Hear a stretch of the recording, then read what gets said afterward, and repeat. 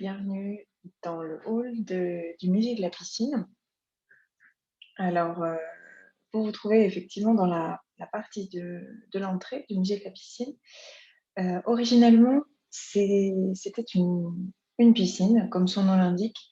Elle a été construite dans les années 30, elle a été ouverte au public dans les années 30, d'architecture art déco, bien évidemment.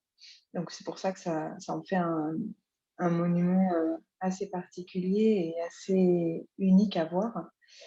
Le musée de la piscine a été fermé, enfin a été ouvert, dans les années 90, fin des années 90, parce que la piscine a été fermée dans les années 80, du fait que sa voûte était très fragile et on ne pouvait plus l'utiliser en tant que piscine municipale.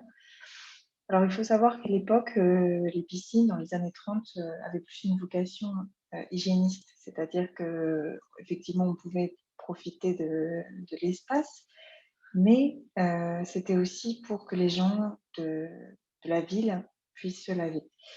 Heu, c'est un monument, c'est en tout cas un lieu qui est très populaire dans la ville de Roubaix, où il se trouve. Heu et c'est aussi en partie pour ça que quand la piscine a été fermée, le musée n'a pas été, heu, le monument n'a pas été détruit, enfin le bâtiment n'a pas été détruit. Donc voilà, nous sommes dans le hall qui est la partie la plus récente.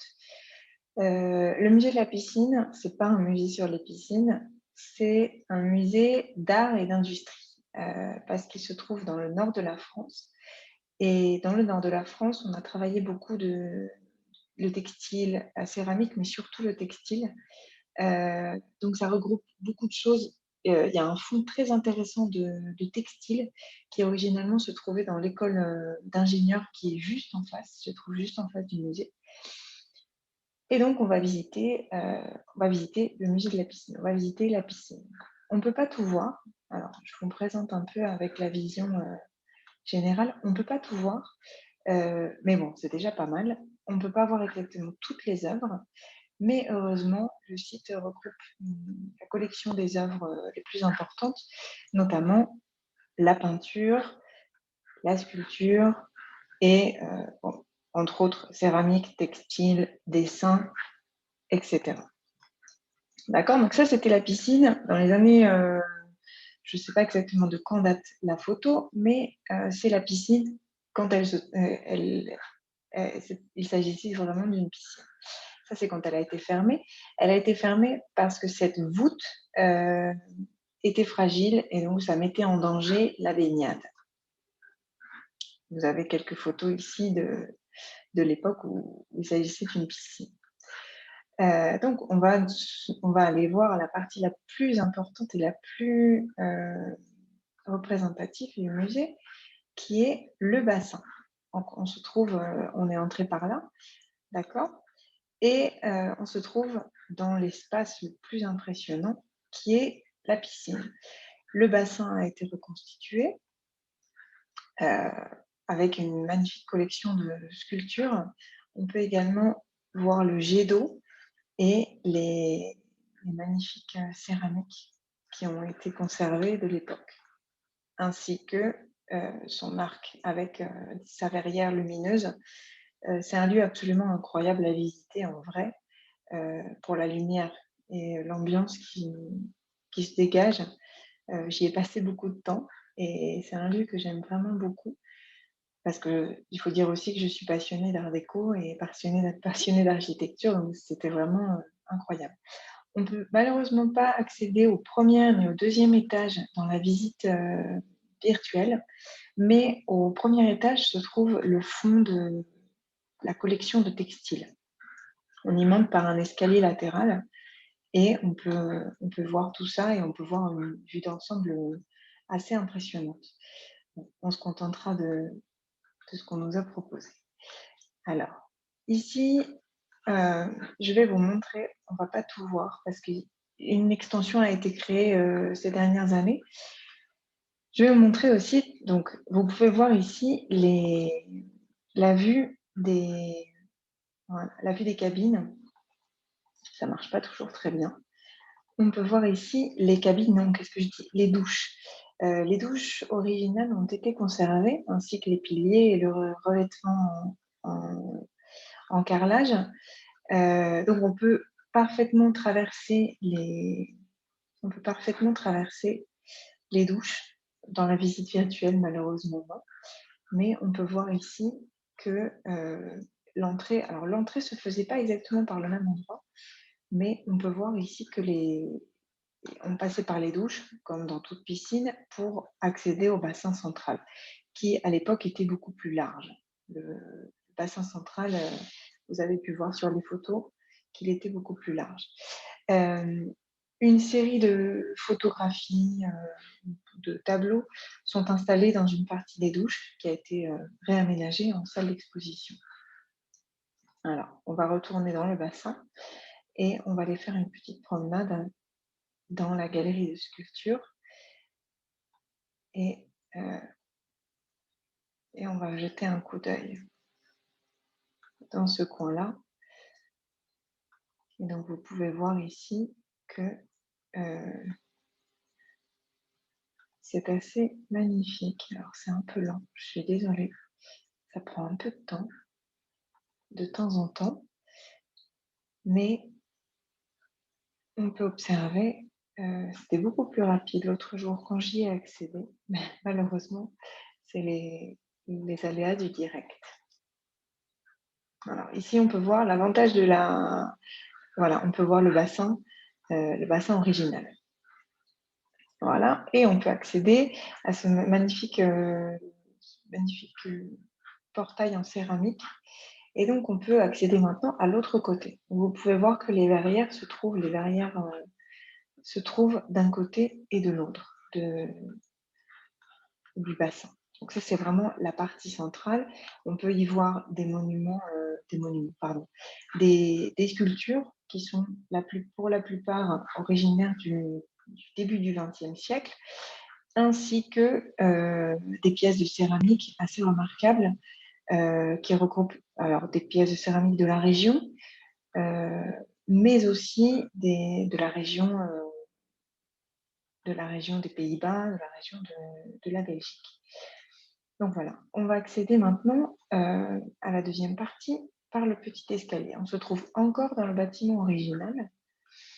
Euh, alors, est-ce qu'on va arriver à se déplacer? Ouais.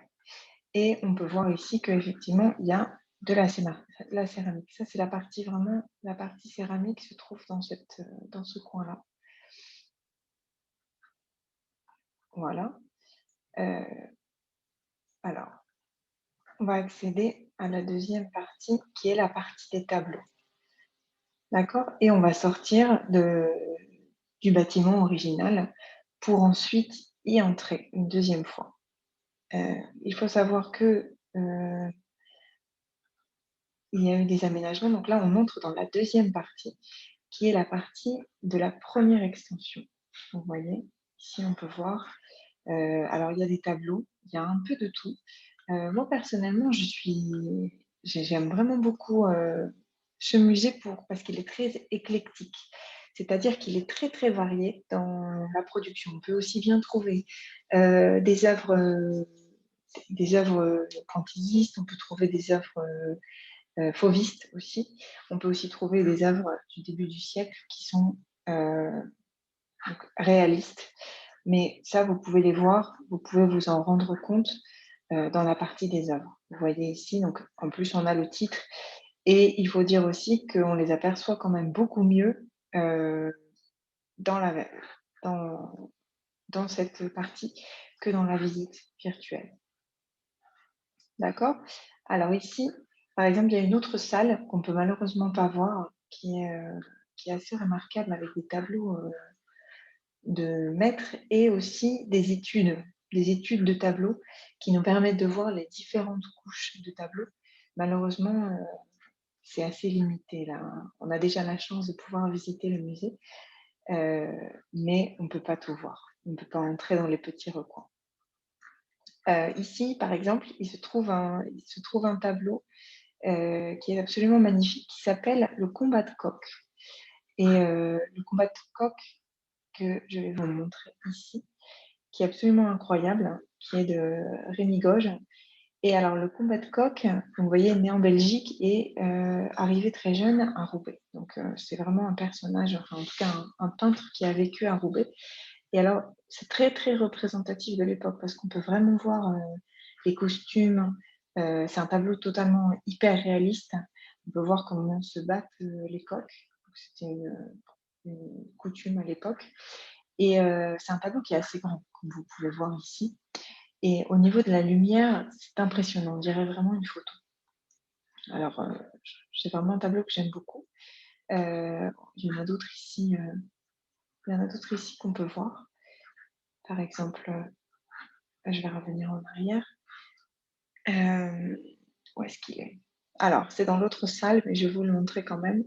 Ah, il ne se trouve pas dans cette salle. Juste derrière se trouve un autre tableau que j'aime beaucoup. Alors, c'est pas dans celle-là. On va passer ici. Il y a une succession de sculptures et de peintures. On a notamment des œuvres j'ai plus le nom maintenant, d'Auguste Rodin, et de Camille Claudel, qui était sa muse et aussi une artiste d'exception. D'ailleurs, on attribue beaucoup d'œuvres à Rodin, mais on soupçonne Camille Claudel de les avoir fait à sa place. Ici, donc un autre tableau que j'aime beaucoup, qui est ici. Où est-ce qu'il est? Il est ici. La rédemption de Julius Stewart. Pareil, on peut voir très bien, avec énormément de détails, une scène de vie. Et alors, c'est un tableau qui est vraiment très, très, très beau pour justement le détail de la robe, le détail des accessoires, voilà, qui est très bien à voir en vrai. Alors, je ne retrouve pas l'autre tableau. Celui que je voulais vous montrer, c'était le tableau de la construction du métropolitain. Construction du métropolitain de Paris.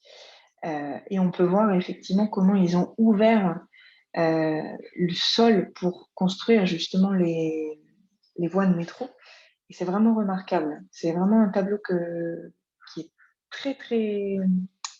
Bon, qui est réaliste, anecdotiste, on l'appelle, mais il est à l'époque de Monet et la lumière est vraiment incroyable. Enfin, on peut voir vraiment il y a une ambiance pesante et ça permet de voir un peu des détails de l'époque.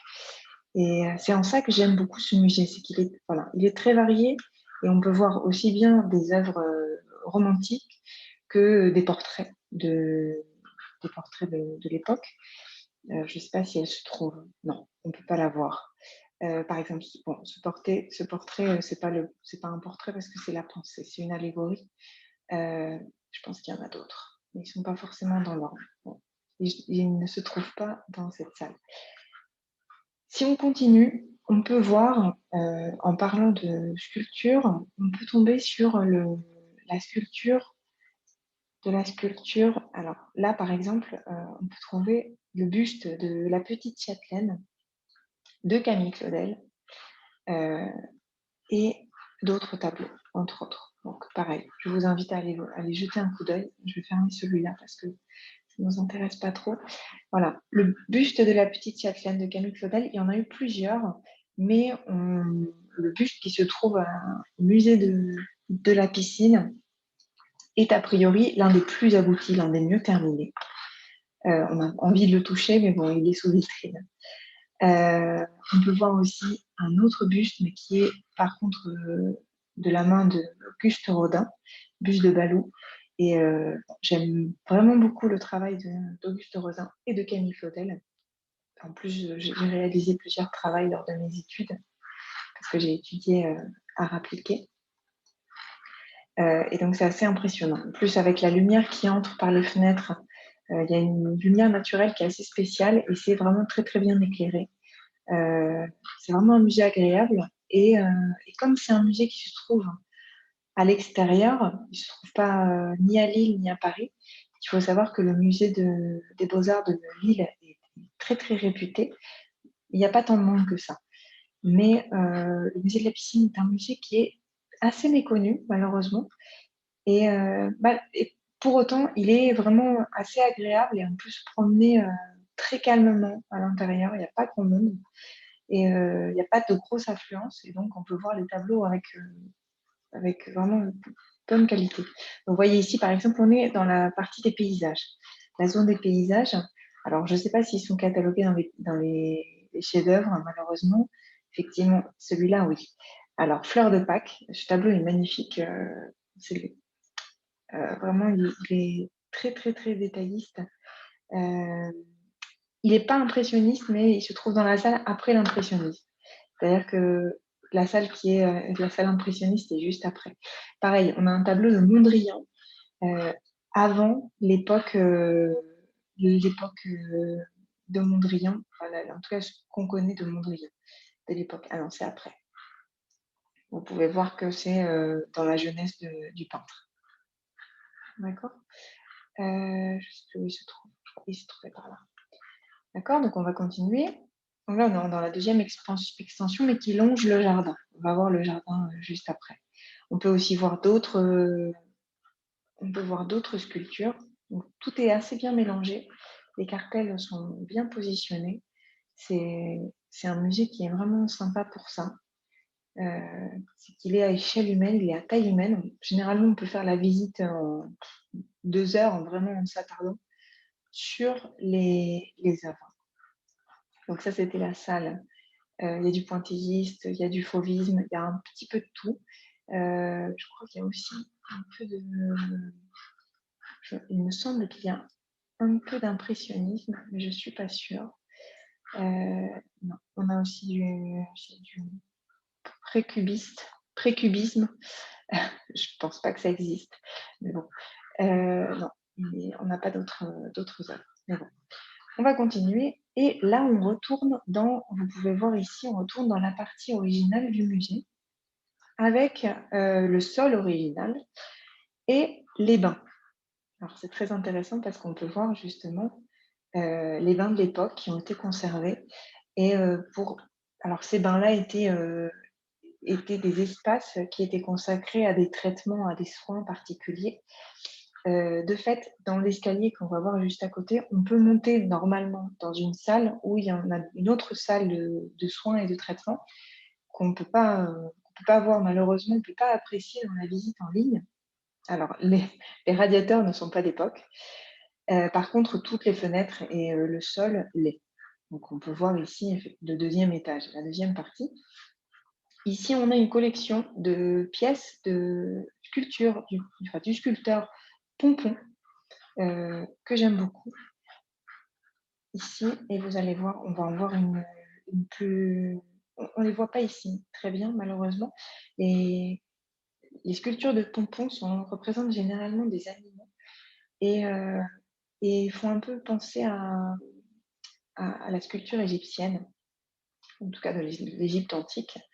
C'est très lisse et c'est très stylisé, mais ça reste quand même assez réaliste. Donc vous pouvez voir ici le musée avec l'escalier avec les verreries. Alors normalement, on peut accéder à la deuxième salle, et dans cette salle où il y a aussi d'autres choses qui sont exposées, on peut apprécier les bains et une salle de l'époque. D'accord? Donc là, on a une partie extérieure et malheureusement, on ne peut pas monter. Non, j'ai essayé tout à l'heure, mais ce n'était pas possible. Et donc, on se retrouve dans le hall d'entrée original du musée. Donc là, on a une autre sculpture de Pompon. Vous voyez, c'est très, très stylisé. On a envie de le toucher tellement c'est lisse. Le cerf. Et alors, je vais faire demi-tour, je vais retourner par là. Et vous allez pouvoir voir. Voilà, on ne peut pas accéder à plus. Ici se trouvait le hall, mais je ne sais pas si j'ai la salle. J'avais gardé la salle, non, malheureusement je l'ai perdue. En fait, autrefois, on pouvait entrer par une autre entrée, une autre rue, qui était celle-là. Et cette rue donne sur cette porte. Donc au fond, se trouve une salle, en tout cas se trouvait une salle où on entrait. Donc, quand on a fait l'extension, ça a été remodelé. mais généralement, il y a des expositions temporaires dans la salle du fond, notamment sur le design scandinave ou sur le design en général. D'autres, cette salle, on ne peut pas y accéder malheureusement. Alors je vais cliquer. Ah là oui, elle est là en fait. Là, vous voyez la salle par laquelle on ne peut pas accéder, c'est la salle d'attente. Donc on entrait par là et on parce que tout le monde ne pouvait pas, accéder à la piscine en même temps. C'était, bien avant le covid malheureusement, enfin heureusement pour eux, mais il y avait quand même une limite d'accès parce que c'était une piscine populaire, et c'était à l'époque où, très peu de gens, en tout cas seuls les gens fortunés avaient, la possibilité d'avoir des bains ou en tout cas l'accès à l'eau courante, depuis chez eux.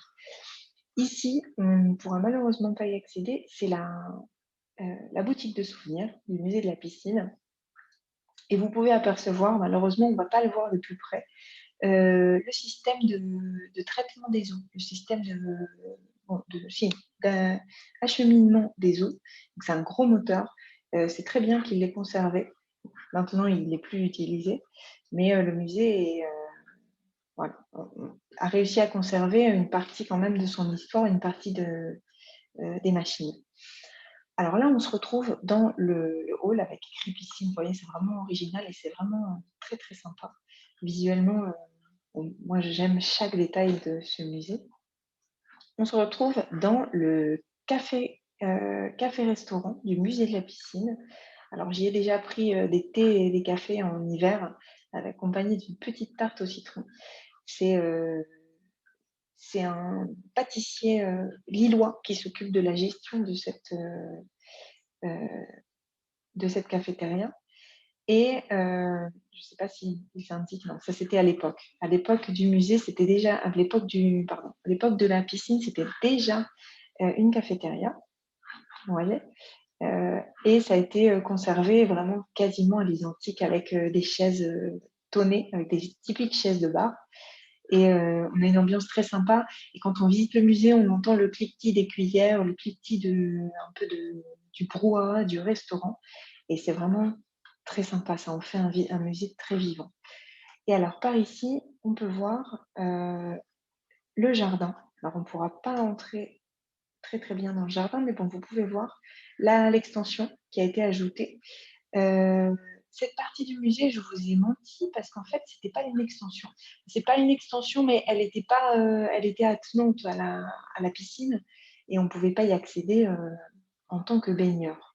Alors, c'est une extension avec une super terrasse pour prendre le soleil quand il fait beau, pour, accompagner le petit thé et il s'agit d'un jardin d'arômes. Donc c'est, un jardin aromatique. On a des alors, mauvais choix, je me rappelais plus qu'en cliquant par ici, on se retrouvait de l'autre côté. Voilà, heureusement, j'ai réussi à revenir.